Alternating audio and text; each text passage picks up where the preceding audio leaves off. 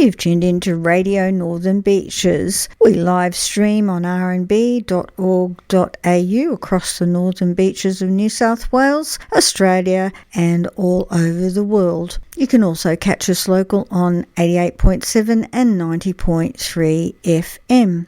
Our podcasts are available at your convenience at rnb.org.au or rnbpodcast.com.au.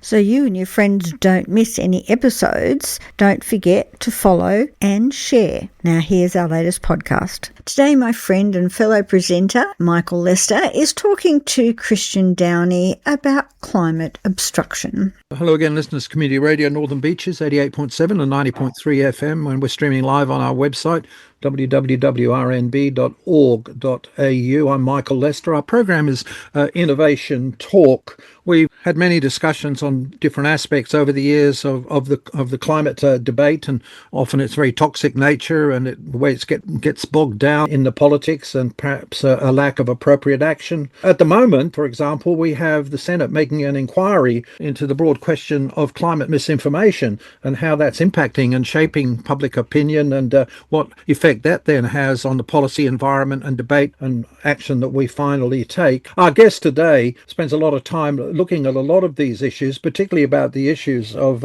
what is called climate obstruction, or the efforts and activities by those opposed to climate action with vested interests in it, one might say, in, propounding misinformation, disinformation, and basically slowing down the whole debate. Christian Downie, and Christian is the professor, he's a political scientist, I believe, at the Australian National University in Canberra in the School of Regulation and Global Governance. Among the many articles he's been penning recently on this topic, and he also appeared in front of the Senate inquiry in Canberra recently, I believe, is a book he's co-edited with a number of colleagues called Climate Obstruction, published by the Oxford University Press this year, 2025. It provides a global assessment of the sort of obstructionism that has been put in place over the decades to slow down climate action by major corporate vested interests in fossil fuel industries and others. So thank you very much, Christian, for taking the time to join us here on Radio Northern Beaches. A pleasure, Michael. What is the nature of climate obstruction, and where does misinformation fit into this? Well, climate obstruction, as you mentioned in the introduction, is very much, we think of it as actions, intentional actions taken by organisations and other groups in society to slow, block or reverse climate policies that are in line with the climate science. And climate misinformation, I guess, is one of the practices that those types of organisations use to try and slow down climate action. So you might have heard that offshore wind farms, for example, kill whales. Well, let me assure you there's no scientific evidence that that's the case. Or that electric vehicles, catch fire more often than petrol cars. Again, it's actually the reverse. Perhaps you've heard natural gas is clean. Well, it can actually be worse than coal. This is what misinformation, or at least climate misinformation, looks like. These are kind of common claims. They're influential, they're damaging, and they're often spread for a reason. And that reason is to slow the uptake of clean alternatives to fossil fuels. The unfortunate thing is they're shaping public opinion, but this is one type of practice that we might think of when people and organisations are trying to block climate action. What is the underlying reason for the impact of misinformation on public perception? Is there an underlying sort of psychology that informs the way people react to it? Well, there is a lot of research and new research that's being done in this space. And what researchers have looked at, for example, is how different frames or discourses connect with individuals, shape public opinion. Other researchers have looked at what are the types of common frames and discourses that are used. And some, I've given you some examples there, but we also see that there's a lot of doubt cast about the science. There's a promotion of false solutions. We can rely on technology. Other discourses that you see are that don't worry, climate change isn't as bad as climate scientists tell us. That these are the types of tropes that are put out. We do also know that these do have an effect on public opinion. And this is really important because misinformation can influence attitudes and behaviours of both the public, but also our political leaders. And obviously, if we're going to tackle climate change effectively, it's going to require public support for clean energy and many other changes. And misinformation, like what we've been talking about, really erodes this support for climate science and climate policy. The other thing we know is that the more misinformation is repeated and spread, the more likely we are to think of it as true. It's a very complicated set of strategies undertaken by a range of actors, if you like, that do this obstructionism, if you like, and your work highlights the importance and work of the public relations firms. Then there's the work of industry associations and trade groups. And of course, there's also the direct lobbying and advertising and other activities of the corporate interests themselves, particularly in the fossil fuel industries. Perhaps we might start by having a look at the public relations firms and the role that they play in this obstructionism, particularly in promoting misinformation. What sort of techniques do public relations firms use? It's a great question because we don't always think about public relations firms as part of these political influence campaigns. We often think about the role of oil, gas, or coal companies, but often these companies are relying on public relations and advertising firms to, craft their misinformation campaigns, to craft their political strategies. So these campaigns often involve more than simply running a few television ads for a corporate client. Often PR firms run polling, they'll do focus groups, they'll do media and social media campaigns. Some will undertake astroturfing. This is a word that's used to refers to kind of creating fake community groups to give the impression of widespread support or widespread opposition for an issue or policy. The largest of these campaigns have been documented in the United States. And to gauge how much the oil and gas industry pours into PR firms to run political campaigns, for example, my colleagues and I analysed a decade's worth of tax records of industry groups active on climate change issues in the US. And what we found was that US oil and lobby groups actually spent, in Australian terms, $1.5 billion just on public relations advertising between 2008 and 2018. And what this money buys, for example, is a whole range of things. I'll give you a classic case that's often spoken about, and that is in the lead up to the US presidential elections in 2012, when Barack Obama was running for a second term, there was this group called Energy Citizens that appeared. And they ran an ad campaign titled "I'm an Energy Voter." You could see it across newspapers, television, online, and it featured ordinary looking Americans saying, "I vote for American domestic energy." Now, Energy Citizens appeared as a kind of grassroots campaign, but in reality, it was classic astroturfing. The oil and gas industry had contracted the large PR firm Edelman to run the campaign. The people in the TV adverts were actually paid actors. And so these are the types of campaigns that public relations firms run. And we also know that this takes place in Australia too. Who are some of the key players here that engage in these campaigns that receive, as you say, well, in America, in the billions, but presumably in the tens, if not hundreds of millions here in Australia? Who are the people in them? Well, unfortunately, in Australia, the type of analysis we did in the US, we can't replicate here because we have much poorer disclosure practices. So industry lobby groups in the United States, for instance, have to disclose their revenues and political spendings through their tax filings. Unfortunately, they don't have to do that here. So we know a lot less. We can't follow the same types of money trails. But we do know that PR companies are creating misinformation campaigns and astroturfing groups. So we know of groups like Australians for Natural Gas, which describes itself as a non-government organisation, but was set up by a gas company with the help of a PR firm called Freshwater Strategy, according to media reports. And we also know that many PR firms in Australia work directly for the fossil fuel industry. There's an NGO called Comms Declare, which has tracked who are all the PR firms in Australia working for the fossil fuel industry, and there are many. The good news is there's also PR professionals are pushing to cut ties with the industry, and there is a kind of movement within public relations professionals to say, look, given how bad climate change is right now and it's only getting worse, perhaps we shouldn't be taking on these clients anymore. We've got a number of major examples in Australia, haven't we, looking back? For example, the emissions trading scheme, 2008 to 2010, and the Rudd proposed resource super tax. Both of these were proposed by government or policies and in place, which had huge PR campaigns mounted against them very successfully, didn't they? Yeah, I think sadly that the kind of history of climate policy failure in Australia largely reflects, these types of political campaigns. And this goes back all the way to the 1990s. Some listeners might remember that actually during Paul Keating's government, there was an attempt to introduce a carbon tax, and that failed too. And in part, many people put that down to opposition from gas and coal companies, utilities in particular. So it's been happening since the 1990s. There was Australia's failed attempt for many years to ratify the Kyoto Protocol, the emissions trading example you just gave. Even recent attempts to introduce fuel efficiency standards on cars here by the Labor government in their first term came up against a vociferous campaign from some automakers who didn't want the transition to electric vehicles to take place too quickly. So we do see this all the time. I think there's a quote in some of your work from the Secretary General of the UN to the extent that these public relations firms and on a global scale are enablers to planetary destruction. So clearly viewed from his global perspective, they have a big impact. Climate obstructionism that we're discussing with our guest here on Radio Northern Beaches Innovation Talk, Christian Downie, Professor of School of Regulation and Global Governance at the Australian National University. Another one of the main channels for this is, of course, industry associations and trade associations, and we've seen many examples of that, and I think you describe them, or someone else does, as doing the dirty work on behalf of these firms and corporates. What is the role that these industry groups play in this? Well, industry groups, or what's often known as trade associations, play a particularly important role. So these are member-based organisations.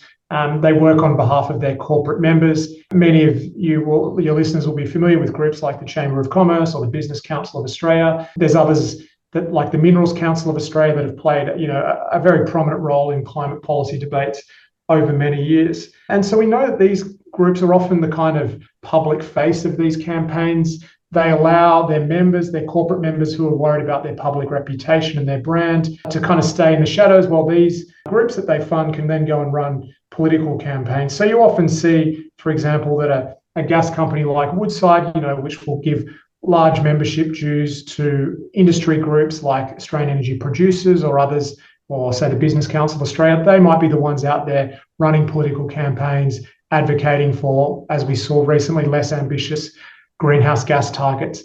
And we also know from our work looking at the tax filings of these groups in the US that they spend huge sums of money on lobbying, on public relations, political contributions. They also give grants to lots of different organizations.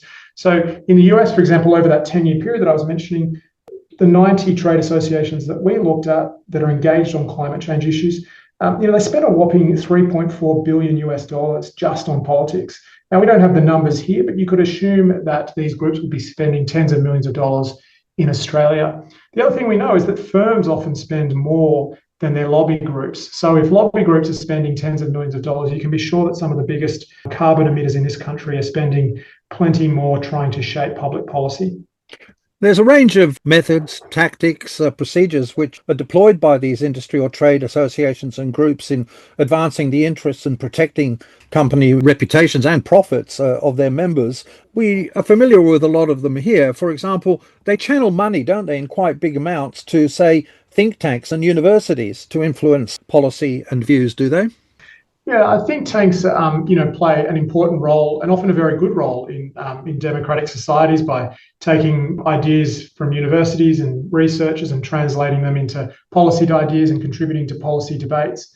The problem is, we know from our research that many think tanks have also been spreading misinformation about climate change and are part of kind of global networks that have traditionally opposed climate action. So there's a network called the Atlas Network. This is hundreds of think tanks around the world. They've often got a kind of free market, neoliberal agenda, but they've also been associated with questioning the science of climate change, casting doubt on scientists and on climate policies. In Australia, members of this network include, say, the Institute for Public Affairs. This is a well-known conservative think tank in Australia, but it still promotes voices that claim that climate change is a hoax, or that climate change isn't real or not as bad as we might think. So we do know that think tanks in Australia have played a prominent role in opposing climate policies and simply spreading ideas that aren't true. Is money channeled into universities and research agendas? Yeah, so as I mentioned, industry groups is one example, not the only one, but they give money to a whole range of organisations, including universities. And the concern here is that we know that there's been a lot of excellent research showing that industry funding into universities does two things that are very concerning. One is it can distort research agendas. It can shape the types of questions that researchers try to answer. And the second thing, and even more concerning, is it can actually distort research results. So there was a paper published a couple of years ago in Nature Climate Change, a very top journal, and it was showing that actually research centres at top US universities that had received money from the gas industry, it actually led to some biased results on their conclusions about gas versus renewable energy. So this is why funding, industry funding in particular, into research centres and others is something that I think we have to be wary of as well. To what extent is money channeled through these avenues into a broad range of community and even sporting organisations? We have a case, don't we, only currently in the Parliament with the so-called Parliamentary Sports Club with its corporate sponsorship and a big debate that's just being discussed about all that. But a lot of this sort of corporate money ends up going into sport and sporting organisations, doesn't it? Which isn't always, at the end of the day, necessarily very welcome. Yeah, and I think it's important to understand the kind of purpose for why firms and industry groups do this. And it's very much part of a kind of social license to operate. So firms and industries, they want to be well received in society. They want to have a positive brand image. And the reason they want that is because, if something goes wrong in particular, perhaps there's an oil spill or there's some type of scandal, it's much easier for them to manage that type of crisis if they're well received in society and if the public have a good view of them. One way that firms and industries do that is by sponsoring sporting teams or community groups. And so there was a report, I think, from the Climate Council a couple of years ago just showing the level of fossil fuel sponsorship in our sports to the NRL, to the Rugby Union, to Netball Australia, the AFL. The Fremantle Dockers, for example, have received a lot of, are sponsored by the gas industry. And, that's come under a lot of criticism. So understanding why these firms are doing it, which is, really trying to make sure that they're well viewed in society, and then thinking about, is this the right thing that sporting groups want? Should they be taking money from these types of organisations? Because we do know that, those firms that are emitting, large carbon emitters are really, they're the ones that are causing, some of the climate impacts that we're seeing around the world, including in this country. Seems a pretty widespread and well-established practice, but there does seem to be a small backlash to these things, because haven't we recently seen people withdrawing these sorts of sponsorships? I'm thinking of tennis and cricket. Yeah, I think, now that various NGOs and others are starting to shine a light on some of these practices, I think some sporting groups in particular start to see that actually there's a reputational risk from continuing to take this money. And of course, this isn't like the first time this has happened. We think that Australia moved to ban or restrict advertising for products known to be dangerous like cigarettes. We've banned cigarette advertising and cigarette sponsorship because cigarettes cause cancer. And I think that's why we're seeing now a growing push to ban fossil fuel advertising or to ban fossil fuel sponsoring of sports, because we know the damage done by these emissions. Of course, then, too, we come to a big general topic in the economy, but particularly relevant in this context, I guess, is corporate lobbying, both by the individual corporations. But I don't know if the lobbying and the putting of political donations and money happens through these industry and trade associations. But this is a big area for influencing climate obstructionism, isn't it? And looking after the corporate interests behind it. What do we know about the nature of this corporate lobbying effort in Australia and its impact from a climate point of view? Yeah, well, look, lobbying's not new. It's probably as old as democracies or older still. And most groups in society engage in some type of lobbying. What's particularly concerning in Australia is just the lack of transparency around it. We often don't know who the lobbyists are, how many they are, what they're advocating for. We don't even know how many, who's sponsoring their passes to walk around the corridors of Parliament House. So we need to have a lot more transparency in this country about lobbying, so that we can, shine a light on some of these behaviours that are perhaps having undue influence on policy outcomes here. As you've mentioned, of course, there's the corporates themselves who, as you've said, I think, probably spend more than they spend through public relations agencies and industry groups themselves directly, don't they? How do corporations themselves promote their interests directly, not shielded by an industry association or behind the front of a public relations campaign that they funded an agency to do on their behalf? Yeah, well, firms take many of the similar political practices to trade associations. So they will engage in lobbying. They'll also have their own in-house lobbyists. They might consult external lobbying firms. They'll have legal advisors. Often firms engage in litigation for political reasons too. They'll do public relations as well. They might have a foundation and provide grants. So many of the practices are similar. We often distinguish between kind of inside strategies, and by that we refer to lobbyists walking the halls of Parliament or the corridors of the Congress. And then there's often outside strategies. These are strategies like public relations, strategies, doing polling, focus groups, trying to shape public opinion through social media, television, radio campaigns, and the like. Firms engage in both the inside and outside strategies, as do trade associations. Often there's just subtle differences in which group does what and how they emphasize it. But we sometimes refer to this as enabling. So you have the firms doing this work, and then they have a whole range of other groups that they pay often and that enable their political campaigns. Industry groups, public relations firms, think tanks, and others too. At the corporate level, how significant are the techniques that are often described as greenwashing? What is greenwashing at the corporate level, particularly here in Australia in the climate context? And is it widely practiced? Is it effective? So amongst corporations, you see greenwashing all the time. And a common example is when a corporation claims that their particular product is carbon neutral, when in fact we know it's not. And regulators in Australia, such as the ACCC or the financial regulator ASIC, have started to crack down on this. And we're seeing more and more of these cases being brought to the regulators and being brought to court. And it's not just here overseas. I think it was 2 years ago, KLM, the Dutch airline, it was found that it was engaged in greenwashing because it was running this Fly Responsibly campaign. Same here in Australia with one of the big utilities. I think it was Origin, but you might have to check that, which was also found to be engaged in greenwashing, I believe, because of some claims it was making about carbon offsetting. So we're seeing more of these claims being tested in courts and by regulators. We're here on Radio Northern Beaches Innovation Talk. I'm Michael Lester in discussion with Christian Downie. He's a political scientist, a professor at the Australian National University, and we're discussing his work over a long period, including currently on the phenomenon of climate obstruction generally, and in particular his co-editing of a major book that's just been published by Oxford University Press 2025, which takes a global look at these situations. We've heard about the merchants of doubt. How important is the strategy of creating doubt about the science and about the policies that are proposed rather than completely denying them on the one hand, and on the other, promoting solutions that in a sense are not really solutions? For example, I'm thinking about nuclear power or carbon capture technologies.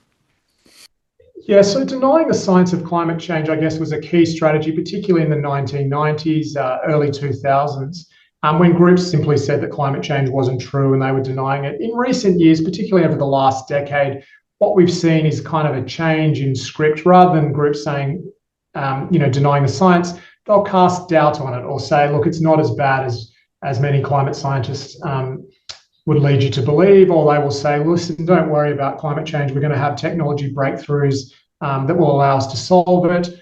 Or even sometimes you see the reverse, that, it's a kind of doomsday framing that it's all too late anyway, so we may as well just get on with living the way we currently are. All of these discourses or frames are used to try and slow down action on climate change. And more often than not, when you look at who's behind them, it's typically some group in society that has a commercial interest in, the status quo, that is in continuing to burn fossil fuels or continuing to, have existing production and consumption processes. So we've seen a shift in the way this is done, but yeah, casting doubt on the science is, I guess, a classic case. Yeah, well, Christian, as much of your work and discussion with you reveals, I think you do focus a lot on the money trail. Show me the money, the famous saying that if you want to understand who's doing what and why, you follow that money trail, and it usually takes you to the source of the interest. As we wind up here, it all raises the question of what, if anything, might be done in reaction to these strategies, very well funded, of course, by the big corporate interest, to promote a broader public interest in all this. And you've already observed that in Australia, we don't seem to have much transparency even about what's going on, not even, say, compared to America. Well, I think at one level we do need systemic changes, and by that we need our governments to think about, how they regulate in this space. So we could require groups like industry groups or think tanks that it's mandatory for them to disclose the sources of their revenue and their political spending. That's required of many actors in the United States, but not required here. So I think improving transparency around the funding and the spending of some interest groups in society would be a welcome change. The other thing we might think about is ensuring, I mentioned regulators before, like ASIC and the ACCC, ensuring that they have the resources and the powers to often engage with those actors that are involved in greenwashing and bring them to account. Because I think in many jurisdictions, regulators simply don't have the right powers or the right funding to be able to go and clamp down on on corporate fraud. So that's another important one. And then there's things we can do as individuals. This shouldn't fall all on individuals. But I think, because there's just so much misinformation spreading wildly, say, on social media, it is important when we have the time to try and verify the source of the information that we're reading, check its, the credibility of it. Is it from a peer-reviewed study or a reputable news outlet, as opposed to just something on a blog? And do that particularly, obviously we lead busy lives, it's not something we can always do, but particularly check, verify a source before you spread it or share it on social media. And then I think one other thing is, always be wary of information that's spread by organisations such as industries that might have a commercial interest in an outcome. So if a gas company is saying that renewable energy is more expensive than gas, well, remember, of course, that that gas company is going to make more money if people stick to gas. So always be wary of claims made by, private entities that have a commercial stake in it. Well, in terms of responses, Christian, between the state on the one hand that you've addressed and the individual on the other that you've addressed lies what we might call civil society or non-state actors. What do we mean when we talk about them, and what is their potential role, and are they living up to it, or could they be doing more in different ways? There's a lot of great civil society or groups or NGOs, as you put it, that are working in this space. I mentioned Comms Declare before. It's an NGO that's tracking the work that PR firms are doing for fossil fuel industries. There's groups like, I think they're called Climate Action Against Disinformation, another wonderful network of NGOs that are trying to deal with the spread of disinformation in the climate space. Of course, often these NGOs, have much fewer resources, say, than some of their opponents, like those in the fossil fuel industry. So NGOs are doing a great job, and often they're doing it on an oily rag. But it's not just up to them too. We need to make sure that government is one of the most powerful actors in society, is being pressured to put in place the right regulations to facilitate transparency and to ensure that we're not seeing these types of misinformation, other practices spreading too wildly. Well, I guess we can't leave this topic without mentioning, as I've almost omitted mentioning, the role of media, both the legacy media and social media in all of this.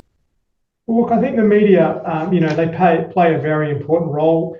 One of the most important things they do is they hold powerful individuals and organisations to account. So I think, a key thing to do is to look at, not just for the media, that is, not just at what a person or group is saying in a press release, but also, what are they doing? Where are they spending their time and money? Or, as you put it earlier, following the money.